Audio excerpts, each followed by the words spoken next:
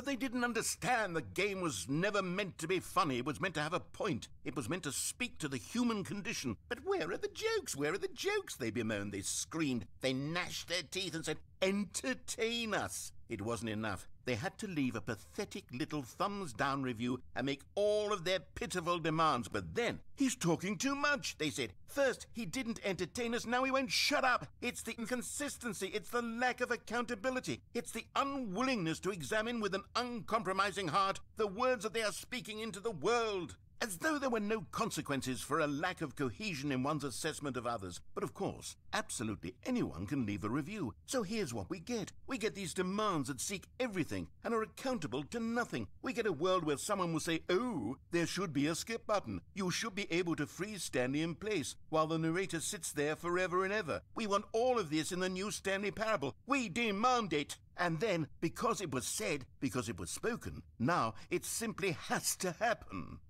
The most immediate desires, every single thing demanded by every person at every moment in time. If someone wants it, then it's a crime not to bring it into being. Have we been given to indulging every fleeting whim for no reason other than to do so? Yes! Yes! It seems that this is now the world we live in. It seems that we are a people living in such bleakness and discomfort with ourselves that our entertainment is now our lives.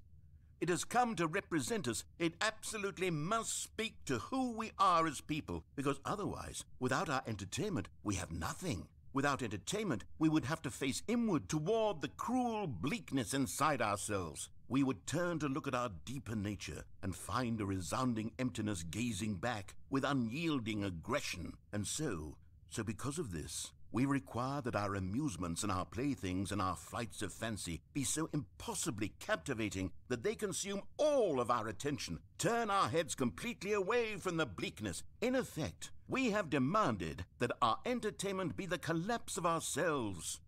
What a pitiful reflection of humanity these entertainments are. What a shameful mirror to the human spirit they project. I'm not mad. I'm not mad about any of this. I'm at peace with it. I am the calm center of gravity around which these perversions hurl themselves. I am a waypoint for reasonable and collected discourse. They're the ones who are mad. They're the ones who couldn't stand the idea of me using my game to try to say something. Maybe they were just jealous of me. Yes. Yes, of course.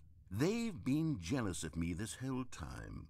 They are mired in fear and insecurity and cannot help but attempt to tear me down. What a sad state of affairs. When you read these reviews now, you can see it. You can taste the bitter resentment. And my, how good does it feel now to speak truth to these words, to finally allow these thoughts out, contained and managed for so long, neutered and sterilized. At last I am free to truly think. To feel. It must be that they were so discontent with themselves they couldn't help but leave a negative review on Steam. Perhaps it says far more about them than it ever said about me. Perhaps the state of their psychological being was in such tatters, and my constitution and willpower are so ironclad in comparison. Perhaps it was this state that they sought some outlet through which to tear me down. This, you can see, is clearly why they felt the need to expect that the game be funny, that it be filled with yucks and whimsical humor, that it amuse them endlessly from start to finish. But they didn't understand the game was never meant to be funny. It was meant to have a point. It was meant